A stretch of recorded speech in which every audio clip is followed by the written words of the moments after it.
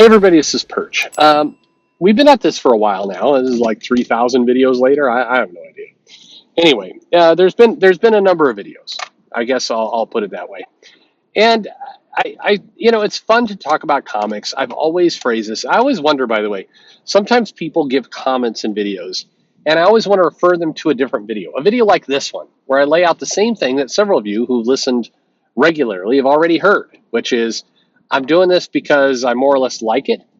I'm not doing this to gain attention. I'm certainly not doing this to gain money.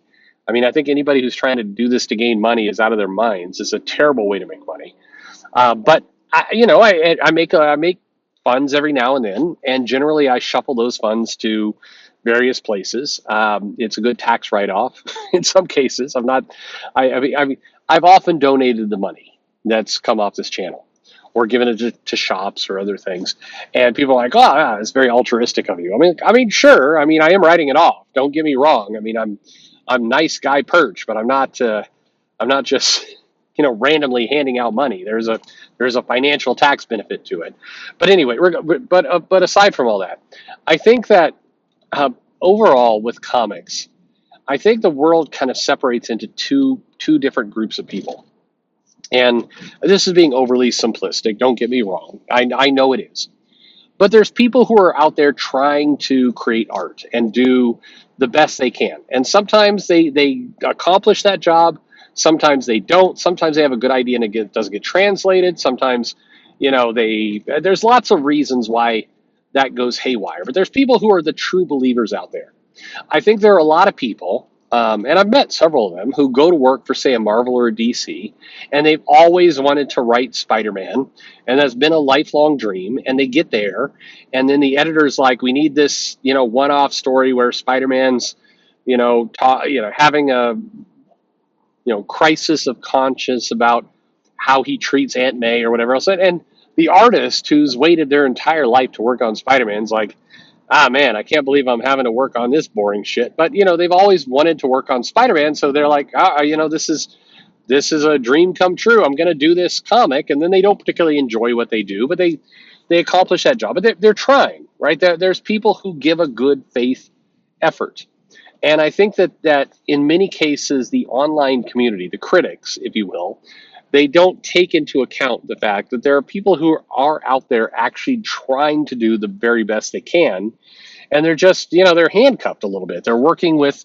established corporate properties. That's why the people who are doing this for a passion project that you can see more of the work come out tend to work for the indies, and there's at least more of a sink or swim mentality. I mean, not everything works out, but at least there's a legitimate effort and it's a clearer path to actually deliver on that vision that you might have as a creator. And so those people should be rewarded. I think you try your best, and I think the indies are a good spot to see people's true kind of artistic come out, for good or for worse.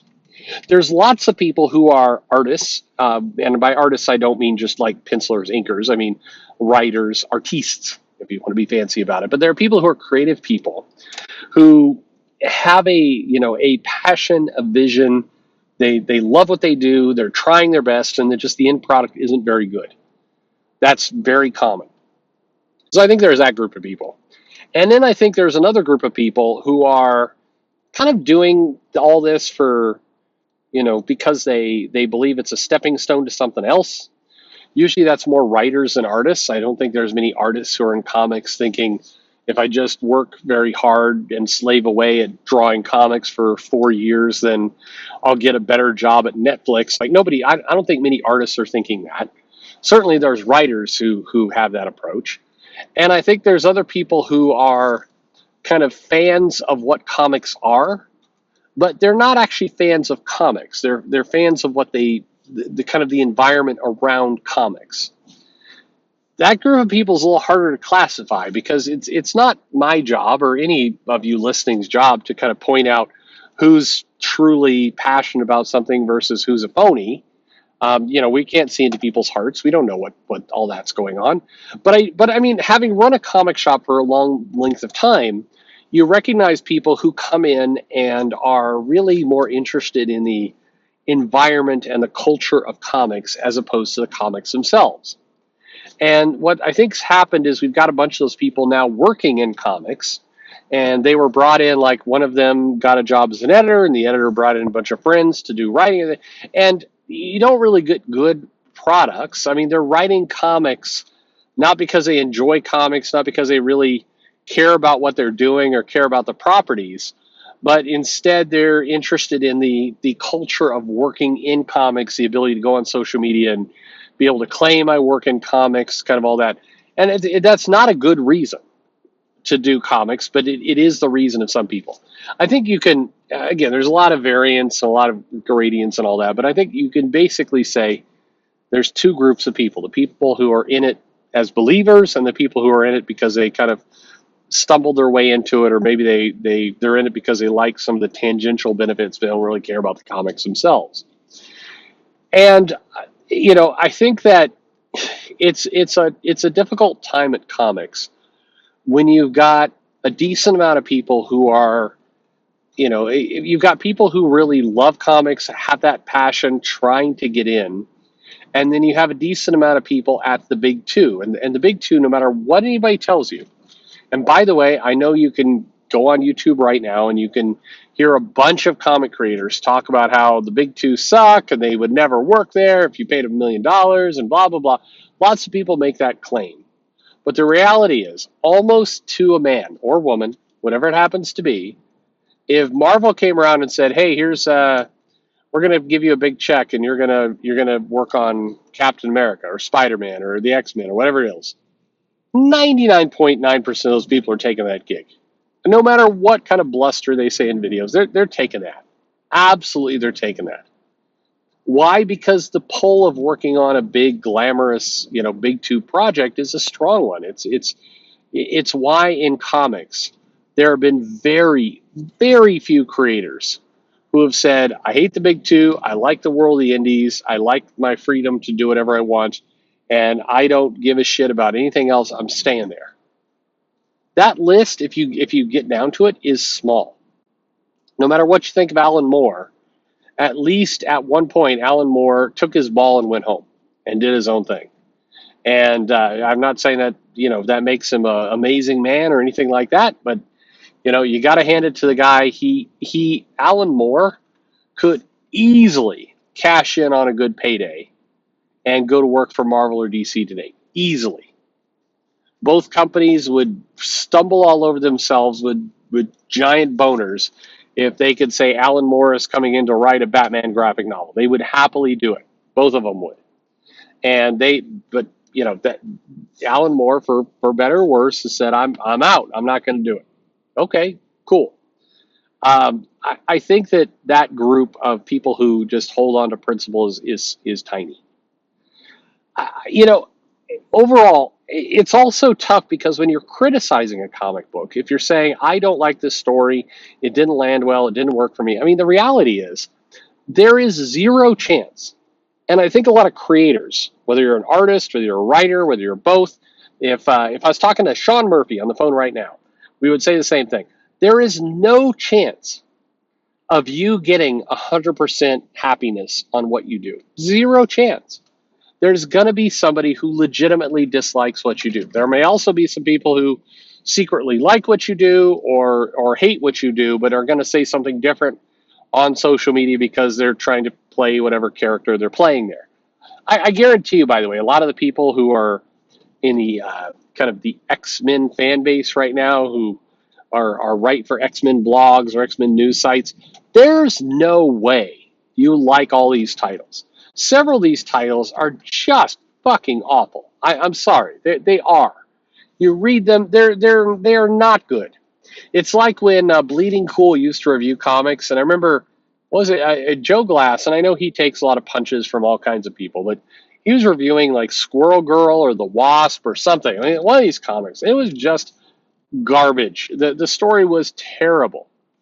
And this review is like a full-throated, like, this is one of the best comics with one of the best characters who is written in a three-dimensional, like, just stop. Stop. Yeah, I understand you're trying to support people that you may like. I understand that you may be giving a positive review in the hope that Marvel will keep sending you free comps. I mean, who knows what you're up to? But in all honesty, just like you don't need to go full tilt horny for this comic. You can just say, yeah, this is pretty good. I mean, it was a decent story. It was solid. You don't have to go like this is the best thing since Watchmen, and this is what he did. And you see a lot of reviews like that. By contrast, you also see a lot of people who are like, this Batman, this vague reference in this Batman story that is unclear if it's in continuity or not, clearly indicates that he's bisexual, and the woke is taking over a nobody believes this shit. You're writing reviews playing to your audience, and that's fine. Like if you're Joe Glass writing for Bleeding Cool, I get that you need to write how Squirrel Girl is the best possible comic and a far greater literary work of art than V for Vendetta. I mean, sure. Why not? You want that free comic. You want to get cred in the hopes that one day Marvel will call you up. Now I'm sorry to tell you that you're on a blacklist at Marvel, but okay, whatever. I also get that somebody just has to point out that this particular issue of Captain Marvel is the absolute worst woke piece of shit in the entire world because you're gaining cred from your viewers. You don't think right now, if I put out a video that talked about how, small tittied Captain Marvel is the bane of all, whatever. If I did a video like that, it would get 5,000 views tomorrow. Absolutely. I mean, it is what it is. Sometimes I put a video out and I do a subject line that's kind of misleading, not intentionally. Sometimes I'm just stupid, and I'll get a ton of hits. And I'll get people in the comments who are like, yeah, I totally agree. And the video has nothing to do about what they're commenting on. But it doesn't matter. None of it matters. I think, look, critics, people doing this kind of stuff will absolutely say, stuff that plays to their audience. Just like comic creators will sometimes write things that plays to their audience or their friends. The stuff to look out for and the stuff to hold dear and close to your chest are the creators who are telling an honest story, who are trying their hardest, and maybe they don't accomplish everything, but they're trying to tell something reasonable. They're trying to tell truth. They're trying to put something entertaining on the page. They're not playing to 40 friends on Twitter. They actually are trying to put something good out there. We ought to respect those people. Also, people who are critics who are reading comics who are actually trying to legitimately explain why they like or don't like something, we ought to give those people a break too. We're just, at the end of the day, all of us just want comics to read and enjoy. That's it. That's why people have come up to me like, you need to do more to denounce Comicsgate, or you need to do more to attack the corporate shill Marvel woke whatever.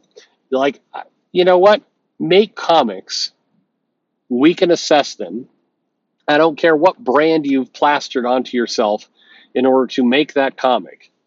Make comics, and already you're 99.9% above of most of the people who are talking about the comics. Just start by making something. Once you've made it, we'll take it from there. Maybe it's good, maybe it's bad, whatever. But even the very worst comic that's out there, not necessarily Marvel or DC, they have to vomit out comics to fulfill contracts and other things. But, an indie comic that fails, I will hand it to you. At least you got a comic out the door. That's not easy. Lots of people can joke around and BS and bitch about comics and how bad they are and everything else. But if you actually produce something, good for you.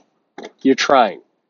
And if you're a critic and you actually wrote the blog, made the video, whatever else, explaining your point of view, and you weren't just some hack that's trying to play to an audience in order to hopefully shill out an extra $8 in ad revenue, good for you too. Honesty makes a big deal, and I'll always go for those people.